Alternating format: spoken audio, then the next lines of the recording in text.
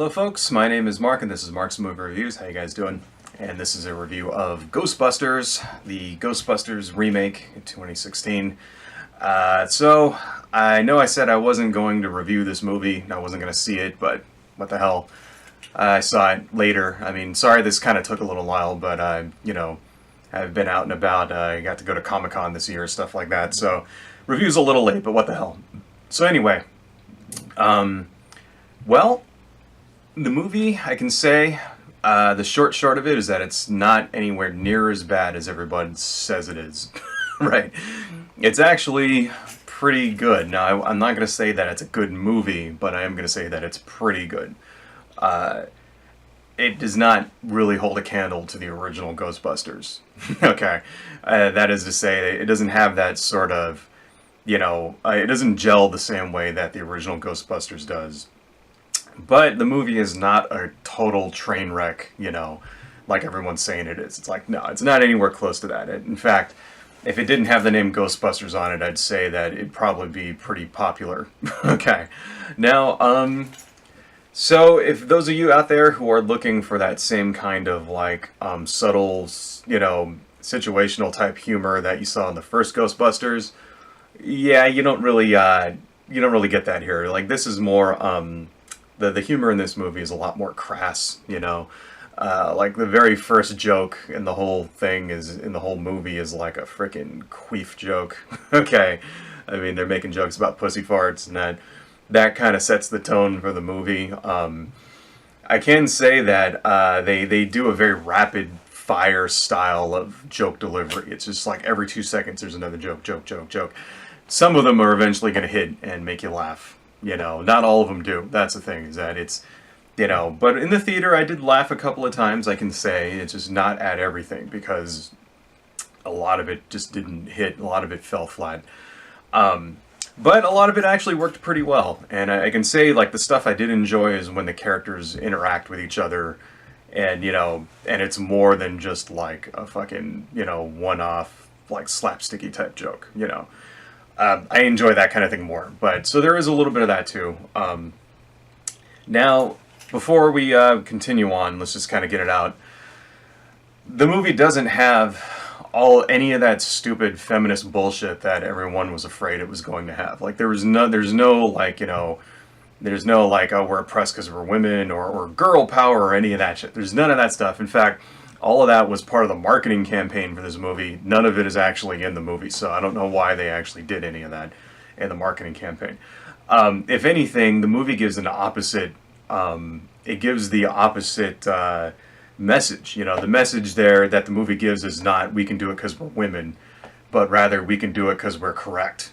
Okay, that's the message. There's a line in there where they go, like, they're all like, the main character who's, played by, what's her name? Kristen Wiig, right? And she's playing the main scientist, who's the, like, the equivalent of the Peter Venkman character. And she, is trying to get tenure at a university, and a book comes out that she wrote, like, years ago, and it comes back in print about how she believes in ghosts. And then they go and they investigate a ghost sighting, and, slime gets on her. And then her partner, who is played by Melissa McCarthy, who's the, puts it on YouTube without telling her. And, so there's like this video of her on YouTube going like, I believe in ghosts, with slime all over her. And she ends up not getting tenure at her university because of that. Right? And everyone's all depressed and shit. And then there's a line in there where they go, we can do this because, we're scientists, right? We have the science, we can do it, right? And it's like very, and I was totally expecting them to kind of do the like, we're not going to let some man keep us down. None of that shit even happens at all.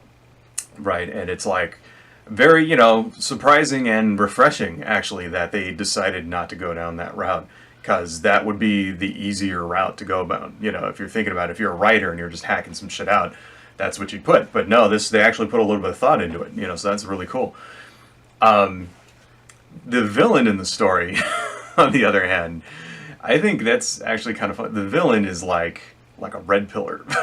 Right, the villain does plenty of like, misogynist type comments and things like that. And I think it's funny because it's like the writers of this movie kind of anticipated that would be the type of person who would be against this movie on principle. And it seems like they peered into the future a little bit, you know.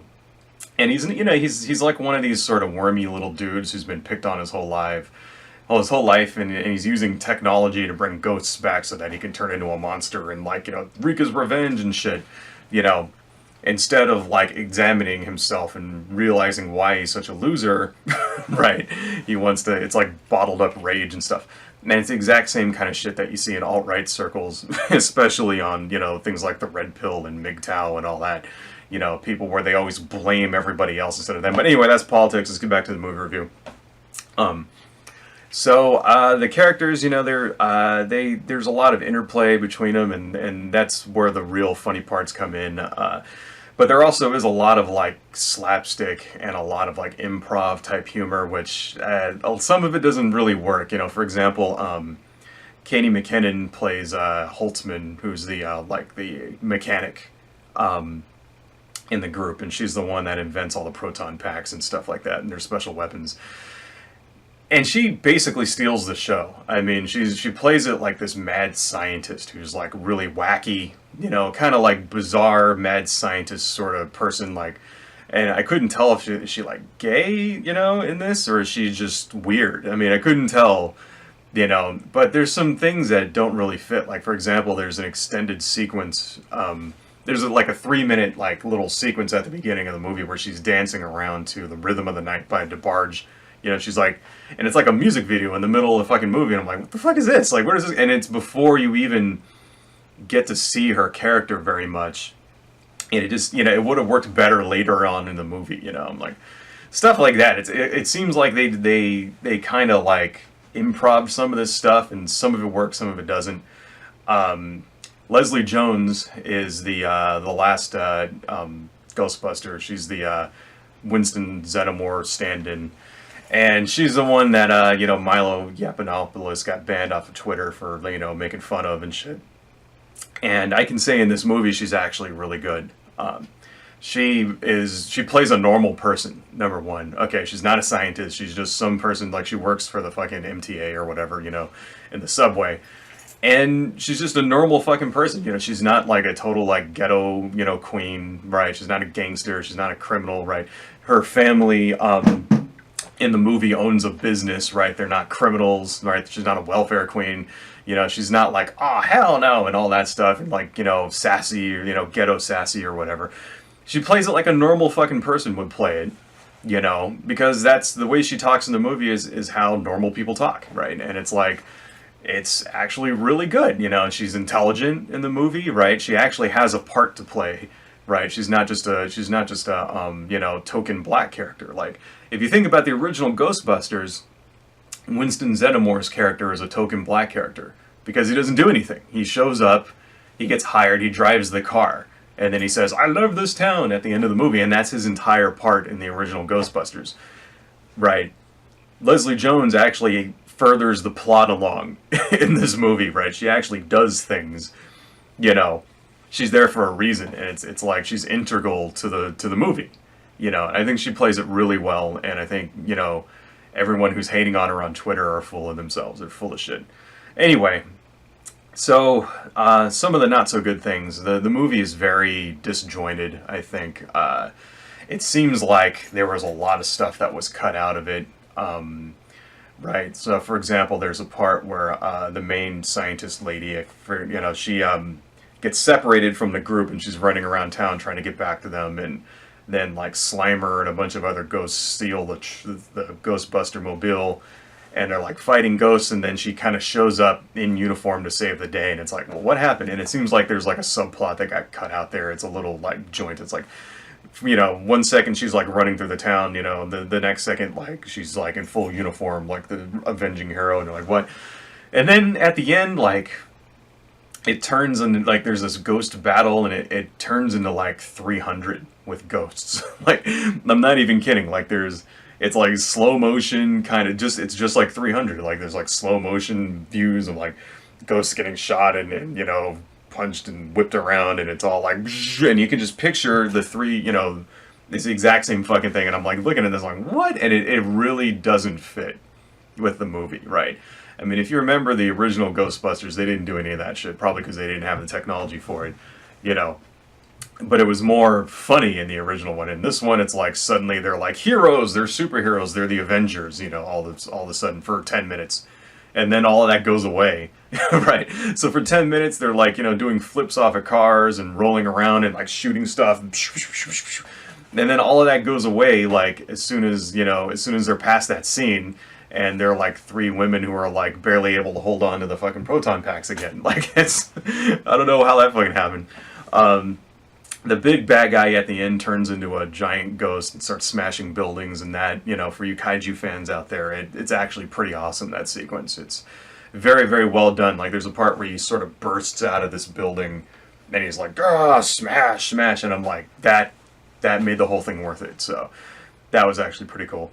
And the you know, the after credit sequence leaves us open for which should be a really good sequel. So I'm actually happy with it. I'm happy with the movie. You know, it's not a perfect movie, but fuck it, it's actually better than, it's worth seeing. I could say that. It pays homage to the original Ghostbusters. You know, all of the original cast members show up in cameos here and there. You know, it's not stupid, I could say that.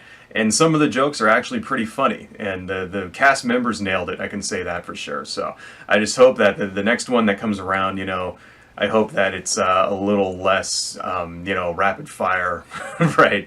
And the only thing I think could have made this movie better is that if they would have linked it in with the original Ghostbusters movie. You know, that was my reason for not wanting to see it, because I wanted, you know, I really like it when they continue, you know, when they extend the universe. That would have been better. It would have been so much better if they just would have made it like the main character, the daughter of Peter Venkman or something, and just continued on with Ghostbusters 3 instead of a whole new reboot. But that's just me, you know. But for what it is, it's actually really good. And if you still get a chance to see it, you know, if you get a chance before it's out of the theaters, I recommend seeing it. Adios.